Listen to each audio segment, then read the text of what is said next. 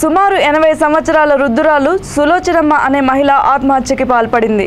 చిత్తూరు జిల్లా కుప్పం మున్సిపాలిటీ 9వ వార్డులో కాపురం ఉంటున్న సులోచనమ్మ కొంతకాలంగా అనారోగ్యంతో బాధపడుతూ ఉండేది.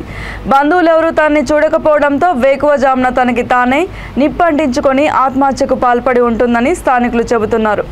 బంధువులు ఎవరు అందుబాటులో లేకపోవడంతో 9వ వార్డు కౌన్సిలర్ హఫీజ్, మాజీ సర్పంచ్ మణి, చుట్టుపక్కల వారి సహకారంతో మృతదేహానికి దహన సంస్కారాలు నిర్వహించడానికి చర్యలు తీసుకుంటున్నారు. కుప్పం పోలీసులు కేసు నమోదు చేసి దర్యాప్తు చేపడుతున్నారు. చాలా రోజుల కాయలాగా ఉండేమ్మా, కాలు ఫ్రాక్చర్ అయింది కూడా, ఆపరేషన్ చేసి కూడా సక్సెస్ కాలేదు. అది బెడ్ మీదనే ఒంటికి బయటికి అంతా ఆడేపడి నొప్పి తట్టుకోలేదమ్మా. అప్పుడప్పుడు చెప్తా ఉండేది, నేను ఉండేది అని చెప్తా ఉంది. ఇట్లా అవుతుంది అని మాకు తెలియదు, ఇట్లా చేసుకుంటుంది అని మాకు తెలియదు, పొద్దు పోసుకునేది కూడా నాకు తెలియదు. నేను 4 గంటలకు చూస్తాను, ఏమో చెట్టు అంటా ఉంటే నీళ్ళు వస్తుందేమో అని బాకి తీస్తే వీళ్ళు ఎలుగొచ్చారు. అప్పరించుకొనేసి బయటకు పోతుంది. వీళ్ళు ముస్లిం బిడ్డ ఉంది, ఆ బిడ్డ వచ్చి నన్ను ఆదుకున్నాను. ఆమెదే సులోచనమ్మ.